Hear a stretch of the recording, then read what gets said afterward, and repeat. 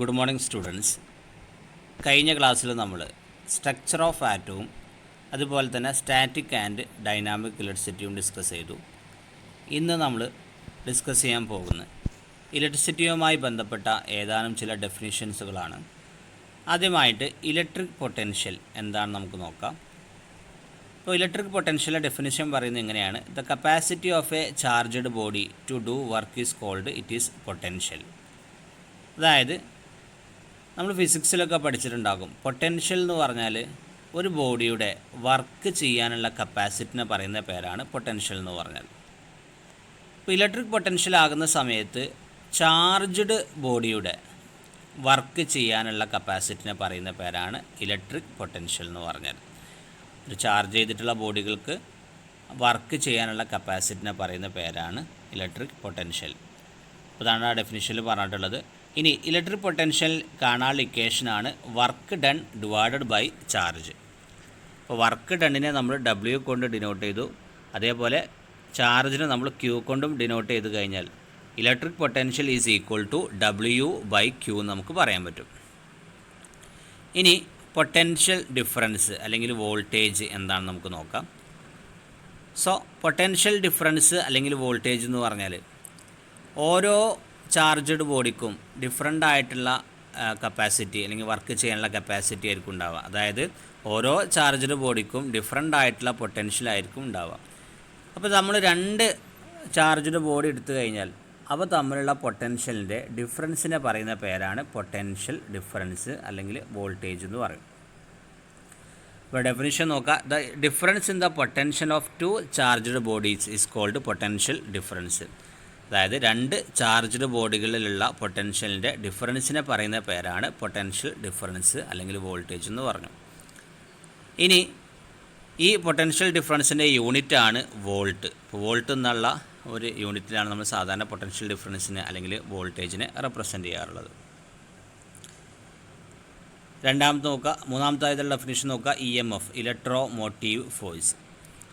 So EMFൻ്റെ definition പറയുന്നത് ഇങ്ങനെയാണ്: the EMF of device is measure of the energy that gives to each coulomb of charge. അപ്പോൾ ഇതിൽ ചാർജിൻ്റെ യൂണിറ്റായിട്ട് നമ്മൾ പറയാറുള്ളത് കൂളോമാണ്. അപ്പോൾ ഓരോ കൂളോം ചാർജിലും എത്രത്തോളം എമൗണ്ട് ഓഫ് എനർജി ആ ഒരു ഡിവൈസിന് അല്ലെങ്കിൽ ആ ഒരു ബോഡിക്ക് നൽകാൻ പറ്റും, അതാണ് EMF എന്ന് പറഞ്ഞാൽ. അപ്പോൾ ഒരു കൂളോം ചാർജ്, നമ്മൾ ഒരു കൂളോം ചാർജ് എടുത്തു കഴിഞ്ഞാൽ ആ കൂളോം ചാർജിന് എത്ര എനർജി നമുക്ക് നൽകാൻ പറ്റും, അതിൻ്റെ മെഷറിനെ പറയുന്ന പേരാണ് EMF എന്ന് പറഞ്ഞാൽ. So EMF of A device is the measure of energy that gives to each coulomb of charge. നമ്മൾ ഓരോ ചാർജ് എടുത്തു കഴിഞ്ഞാലും അല്ലെങ്കിൽ ഓരോ കൂളം ഓഫ് ചാർജ് എടുത്തു കഴിഞ്ഞാലും അതിന് എത്ര എമൗണ്ട് ഓഫ് എനർജി നമുക്ക് നൽകാൻ പറ്റും, അതിനെ പറയുന്ന പേരാണ് EMF അല്ലെങ്കിൽ ഇലക്ട്രോ മോട്ടീവ് ഫോഴ്സ്. ഇതിൻ്റെ യൂണിറ്റ് എന്ന് പറഞ്ഞാലും വോൾട്ട് തന്നെയാണ്. Unit of EMF is volt. Next definition, fourth definition നമ്മൾ പറഞ്ഞു കറണ്ട്. കറണ്ട് എന്ന് പറഞ്ഞാൽ നമ്മൾ സ്ട്രക്ചർ ഓഫ് ആറ്റം പറയുന്ന സമയത്ത് പറഞ്ഞിരുന്നു വാലൻസ് ഷെല്ലിലുള്ള ഇലക്ട്രോൺസ്, അതിന് നമ്മൾ വാലൻസ് ഇലക്ട്രോൺസ് എന്ന് പറഞ്ഞു. ഈ വാലൻസ് ഇലക്ട്രോൺസിനെ നമുക്ക് ചെറിയൊരു എനർജി കൊടുത്തു കഴിഞ്ഞാൽ ഫ്രീ ആക്കാൻ പറ്റുമെന്ന് പറഞ്ഞു. അപ്പോൾ ഇത്തരത്തിൽ ഫ്രീ ആക്കുന്ന ഇലക്ട്രോൺസുകളാണ് ബേസിക്കായിട്ടുള്ള കറണ്ട് ഫ്ലോക്ക് കാരണം നമ്മൾ പറഞ്ഞിരുന്നു. അപ്പോൾ കറണ്ട് എന്ന് പറഞ്ഞാൽ the directed flow of free electrons is called current. Free ഇലക്ട്രോൺസിൻ്റെ ഒരു ഡയറക്റ്റഡ് ആയിട്ടുള്ള ഫ്ലോനെ, ഏറ്റവും സിമ്പിളായിട്ട് പറഞ്ഞാൽ ഫ്രീ ഇലക്ട്രോൺസിൻ്റെ ഫ്ലോനെ പറയുന്ന പേരാണ് കറണ്ട് എന്ന് പറഞ്ഞാൽ. Unit of current is ampere ആണ്. കറണ്ടിൻ്റെ യൂണിറ്റായിട്ട് നമ്മൾ പറയാറുള്ളത് ആംബിയർ ആണ്. കറണ്ട് കാണാനുള്ള ഇക്വേഷനാണ് current I is equal to Q/T. Q എന്ന് പറഞ്ഞാൽ ചാർജാണ്, T എന്ന് പറഞ്ഞാൽ ടൈമാണ്. സോ കറണ്ട് കാണാനുള്ള ഇക്വേഷനാണ് I is equal to Q/T.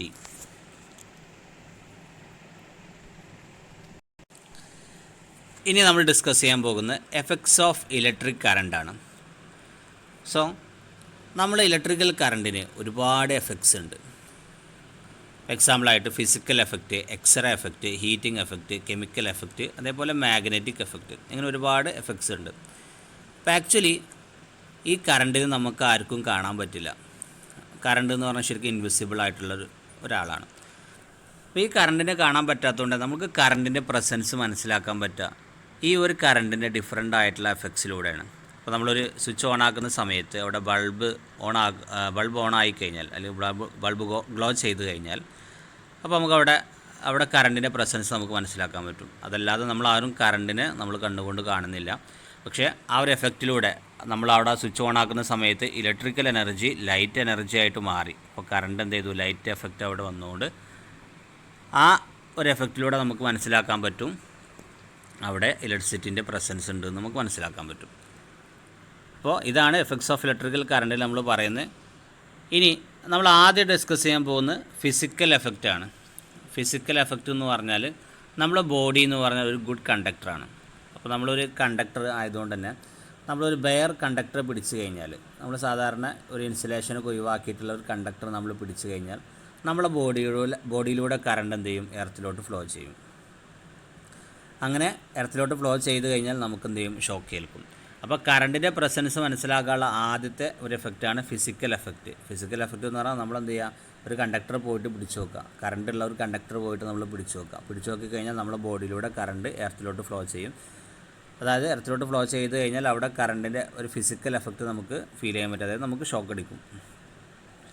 ഈ ഒരു എഫക്റ്റിനെ പറയുന്ന പേരാണ് ഫിസിക്കൽ എഫക്റ്റ് എന്ന് പറഞ്ഞു. അവർ body is a good conductor, current can easily pass through it. When the body touches the bare conductor carrying current flows from body to earth and body get shock. The effect of electric shock may result death. അതായത് നമ്മൾ നേരത്തെ പറഞ്ഞ പോലെ തന്നെ നമ്മുടെ body ഒരു current carrying ആയിട്ടുള്ളൊരു conductor touch ചെയ്ത് കഴിഞ്ഞാൽ നമ്മുടെ ബോഡിയിലൂടെ കറണ്ട് എർത്തിലോട്ട് ഫ്ലോ ചെയ്യും. അങ്ങനെ ഫ്ലോ ചെയ്ത് കഴിഞ്ഞാൽ നമുക്ക് ഷോക്ക് ഏൽക്കും.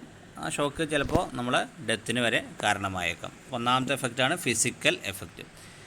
രണ്ടാമത്തെ എഫക്റ്റാണ് എക്സ്റേ എഫക്റ്റ്. എക്സ്റേ എഫക്റ്റ് എന്ന് പറഞ്ഞാൽ ഇപ്പോൾ നമ്മളൊക്കെ സാധാരണ എന്തെങ്കിലും അസുഖങ്ങളൊക്കെ ഉണ്ടെങ്കിൽ എക്സ്റേ ഒക്കെ നമ്മൾ എടുക്കാറുണ്ട്. ഈ എക്സ്റേ എന്നുള്ള അത് ശരിക്ക് ഇലക്ട്രിക്കൽ കറണ്ടിൻ്റെ ഒരു എഫക്റ്റായിട്ട് വരുന്നതാണ്.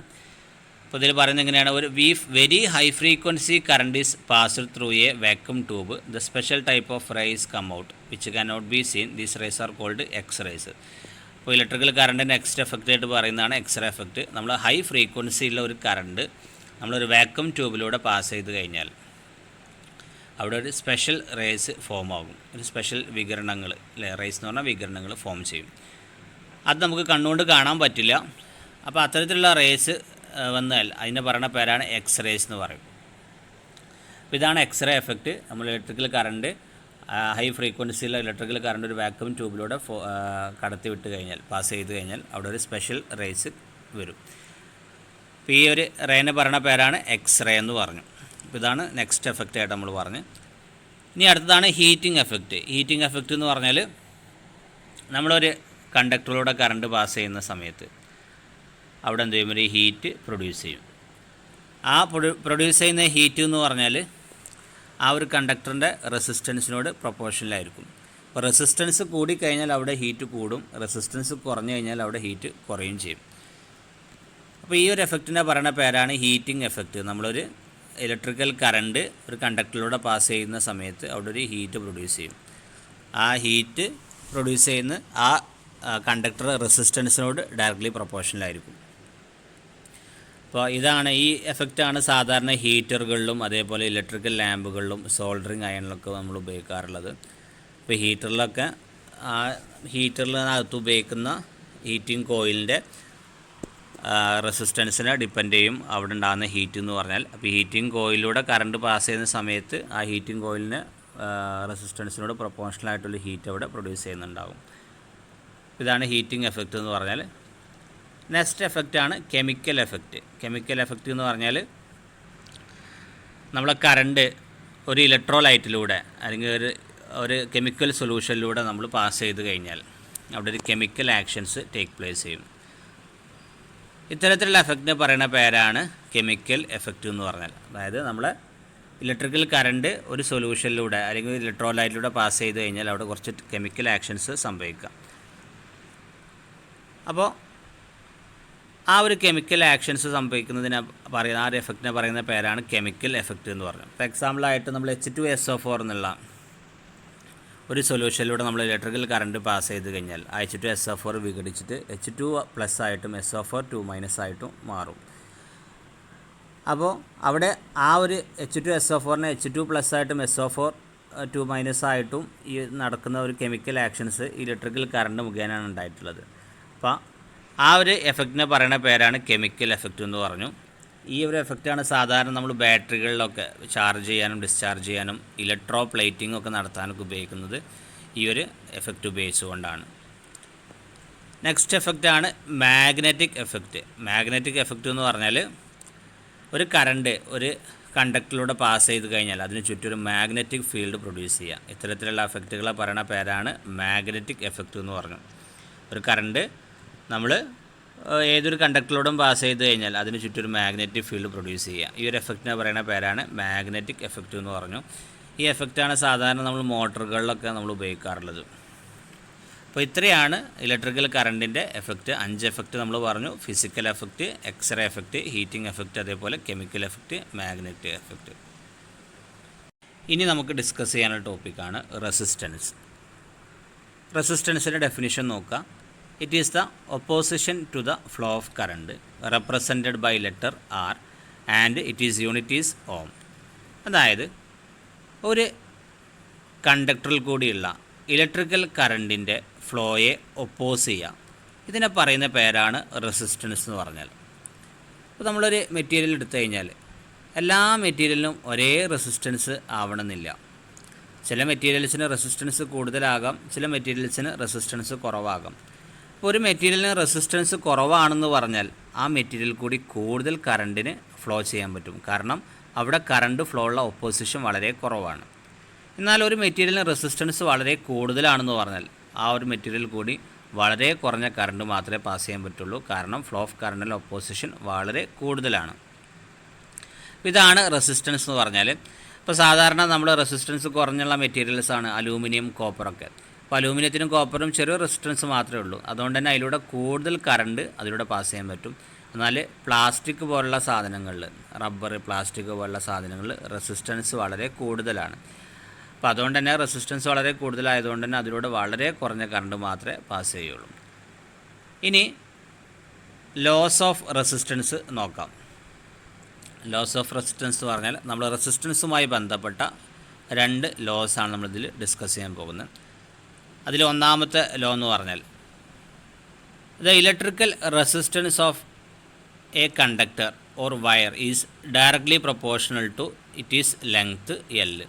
അതായത് ഒരു വയറിൻ്റെയോ ഒരു കണ്ടക്ടറിൻ്റെയോ റെസിസ്റ്റൻസ് എന്ന് പറഞ്ഞാൽ ആ ഒരു കണ്ടക്ടറെ ലെങ്ത്തിനോട് ഡയറക്ട്ലി പ്രൊപ്പോർഷണലാണ്.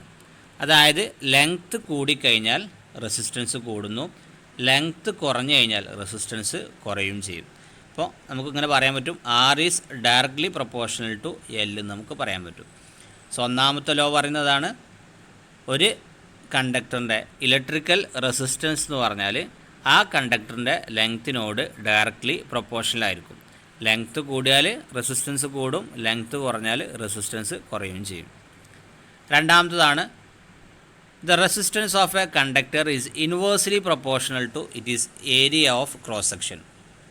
അതായത് ഒരു കണ്ടക്ടർ റെസിസ്റ്റൻസ് എന്ന് പറഞ്ഞാൽ ആ കണ്ടക്ടറിലുള്ള ആ കണ്ടക്ടറിൻ്റെ ഏരിയ ഓഫ് ക്രോസ് സെക്ഷനോട് ഇൻവേഴ്സ്ലി പ്രൊപ്പോർഷണലായിരിക്കും. അപ്പോൾ ഏരിയ ഓഫ് ക്രോസ് സെക്ഷൻ കൂടിക്കഴിഞ്ഞാൽ റെസിസ്റ്റൻസ് കുറയും, ഏരിയ ഓഫ് ക്രോസ് സെക്ഷൻ കുറഞ്ഞു കഴിഞ്ഞാൽ റെസിസ്റ്റൻസ് കൂടും ചെയ്യും. അതായത് ഇൻവേഴ്സ്ലി പ്രൊപ്പോർഷണലാണ്. ആദ്യത്തെ ലോ പറഞ്ഞാൽ നമ്മൾ ലെങ്ത്തിനോട് ഡയറക്ട്ലി പ്രൊപ്പോർഷണലാണെന്ന് പറഞ്ഞു. രണ്ടാമത്തെ ലോയിൽ നമ്മൾ പറഞ്ഞു ഇതിൻ്റെ ഏരിയ ഓഫ് ക്രോസ് സെക്ഷനോട് ഇൻവേഴ്സ്ലി പ്രൊപ്പോർഷണലാണെന്ന് പറഞ്ഞു. സോ ഫസ്റ്റ് ലോയിൽ R is directly proportional to L എന്ന് പറഞ്ഞു. രണ്ടാമത്തിൽ നമ്മൾ പറഞ്ഞു R is proportional to 1/A. അതായത് ഏരിയ ഓഫ് ക്രോസ് സെക്ഷനോട് ഇൻവേഴ്സ്ലി പ്രൊപ്പോർഷണലാണ്. അതുകൊണ്ടാണ് നമ്മൾ 1/A എന്ന് ഉപയോഗിക്കാനുള്ള കാരണം. R is proportional to 1/A. അപ്പോൾ ഇത് രണ്ടും നമ്മൾ കൂട്ടിക്കഴിഞ്ഞാൽ ഈ R is proportional to L അതേപോലെ R is proportional to 1/A നമ്മൾ കൂട്ടിക്കഴിഞ്ഞാൽ നമുക്ക് ഇങ്ങനെ എഴുതാം, R is proportional to L/A നമുക്ക് എഴുതാൻ പറ്റും. L/A. R is proportional to L/A. L എന്ന് പറഞ്ഞാൽ ലെങ്ത് ആണ്, A എന്ന് പറഞ്ഞാൽ അതിൻ്റെ ഏരിയ ഓഫ് ക്രോസ് സെക്ഷനാണ്. സോ നമുക്ക് ഈ 2 ലോസും കമ്പൈൻ ചെയ്തിട്ട് എഴുതാം, R is proportional to L/A. അപ്പോൾ അങ്ങനെയാണെങ്കിൽ ഇവിടെയുള്ള ഈ ഒരു പ്രൊപ്പോർഷണാലിറ്റി നമ്മൾ മാറ്റാൻ വേണ്ടിയിട്ട് ഒരു കോൺസ്റ്റൻറ്റ് കൊണ്ട് നമ്മൾ മൾട്ടിപ്ലൈ ചെയ്തു. ആ കോൺസ്റ്റൻ്റ് ആണ് ഇവിടെ കാണിച്ചിട്ടുള്ള റോ എന്ന് പറഞ്ഞാൽ. So R is equal to rho into L by A നമുക്ക് പറയാൻ പറ്റും. R is equal to rho into L by A നമുക്ക് പറയാൻ പറ്റും. ഈ റോ ഇവിടെ ഈ നേരത്തുള്ള പ്രൊപ്പോർഷണാലിറ്റി മാറ്റാൻ വേണ്ടിയിട്ട് നമ്മൾ മൾട്ടിപ്ലൈ ചെയ്തിട്ടുള്ള കോൺസ്റ്റൻ്റ് ആണ്. So R is proportional to L rho into R is equal to rho into L by A നമുക്ക് പറയാൻ പറ്റും. Rho is the proportionality constant.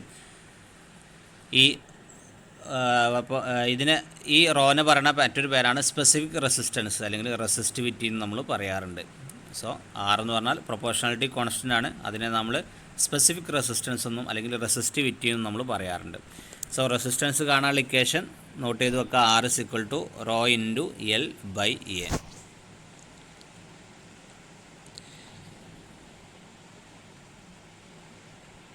Next നമുക്ക് ഡിസ്കസ് ചെയ്യാനുള്ള ടോപ്പിക്കാണ് ഓംസ് ലോ. ഓംസ് ലോ എന്ന് പറഞ്ഞാൽ at constant temperature current flowing through a conductor is directly proportional to the potential difference between two ends of that conductor. അതായത് ഒരു constant ടെമ്പറേച്ചറിൽ ഒരു കണ്ടക്ടറിൽ കൂടി ഫ്ലോ ചെയ്യുന്ന കറണ്ട് എന്ന് പറഞ്ഞാൽ ആ കണ്ടക്ടറിൻ്റെ രണ്ട് എൻഡിൽ നമ്മൾ അപ്ലൈ ചെയ്യുന്ന അല്ലെങ്കിൽ രണ്ട് എൻഡിൽ ഉണ്ടാകുന്ന പൊട്ടൻഷ്യൽ ഡിഫറൻസിനോട് ഡയറക്ട്ലി പ്രൊപ്പോർഷണലായിരിക്കും.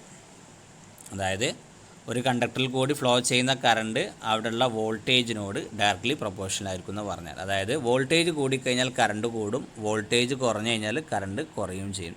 ഇതാണ് ഓംസ് ലോ പറയുന്നത്. അതിൽ കണ്ടീഷൻ എന്താണ്? അറ്റ് കോൺസ്റ്റൻറ്റ് ടെമ്പറേച്ചർ ആയിരിക്കണം. So current flowing through a conductor is directly proportional to the potential difference between two ends of conductor. ഒരു കണ്ടക്ടറിൽ കൂടി ഫ്ലോ ചെയ്യുന്ന കറണ്ട് എന്ന് പറഞ്ഞാൽ ആ കണ്ടക്ടറിൻ്റെ രണ്ട് എൻഡിലുള്ള പൊട്ടൻഷ്യൽ ഡിഫറൻസിനോട് അല്ലെങ്കിൽ വോൾട്ടേജിനോട് ഡയറക്ട്ലി പ്രൊപ്പോർഷണൽ ആയിരിക്കും. ഇപ്പോൾ ഇവിടെ നമ്മൾ കാണിച്ചു V is proportional to I എന്ന് പറഞ്ഞു. നമ്മൾ ഈ ഒരു പ്രൊപ്പോർഷണലിറ്റി മാറ്റാൻ വേണ്ടിയിട്ട് നമ്മളൊരു കോൺസ്റ്റൻറ്റ് കൊണ്ട് മൾട്ടിപ്ലൈ ചെയ്തു. ആ കോൺസ്റ്റൻ്റ് ആണ് ആറ്. സോ ഇക്വേഷൻ ഇങ്ങനെ ആയിട്ട് മാറും. V is equal to I into R നമ്മളാക്കി മാറ്റി. പ്രൊപ്പോർഷണാലിറ്റി മാറ്റാൻ വേണ്ടിയിട്ട് നമ്മൾ മൾട്ടിപ്ലൈ ചെയ്തു. V is equal to I into R എന്നാക്കി മാറ്റി. ഈ ആറിന് പറയുന്ന പേരാണ് പ്രൊപ്പോർഷണാലിറ്റി കോൺസ്റ്റൻറ്റ് നമ്മൾ പറഞ്ഞു. So that is equal to V is equal to I into R എന്ന് പറഞ്ഞു. അങ്ങനെയാണെങ്കിൽ നമുക്ക് ഇങ്ങനെ എഴുതാൻ പറ്റും. V by I is equal to a constant that is equal to R എന്ന് നമുക്ക് പറയാൻ പറ്റും.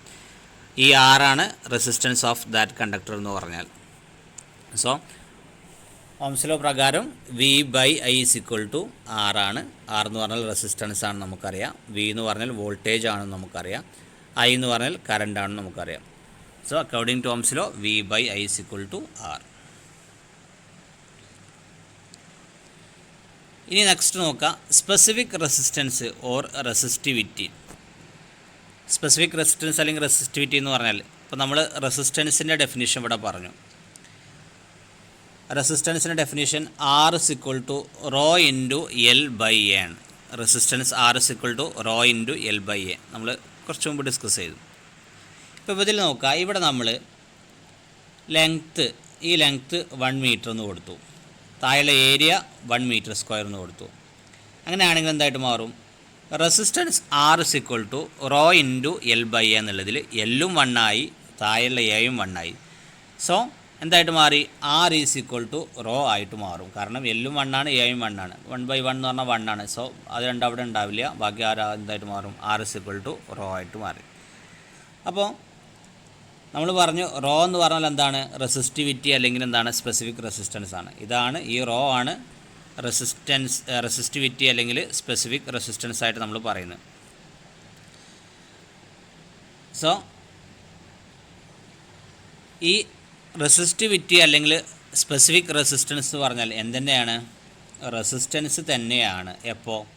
ഇതിൻ്റെ ലെങ്ത്ത് 1 മീറ്ററും area of cross section 1 metre സ്ക്വയറും ആകുന്ന സമയത്തുള്ള റെസിസ്റ്റൻസിനെ പറയുന്ന പേരാണ് റെസിസ്റ്റിവിറ്റി അല്ലെങ്കിൽ സ്പെസിഫിക് റെസിസ്റ്റൻസ്, അല്ലെങ്കിൽ നമ്മൾ ഇവിടെ പറഞ്ഞു ഈ റോ എന്ന് പറഞ്ഞാൽ. സോ സ്പെസിഫിക് റെസിസ്റ്റൻസ് അല്ലെങ്കിൽ റെസിസ്റ്റിവിറ്റി എന്ന് പറഞ്ഞാൽ അത് റെസിസ്റ്റൻസ് തന്നെയാണ്. എപ്പോൾ?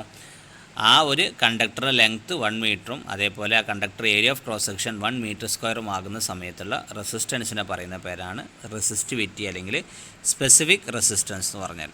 അപ്പോൾ അതിൻ്റെ ഡെഫിനിഷൻ അവിടെ കാണിച്ചിട്ടുണ്ട്. Hence specific resistance of a material is the resistance offered by 1 metre length of wire of material having an area of cross section of 1 metre square. 1 metre ലെങ്ത്തും 1 metre square area of cross സെക്ഷനുള്ള മെറ്റീരിയൽസിൻ്റെ റെസിസ്റ്റൻസിനെ പറയുന്ന പേരാണ് specific resistance.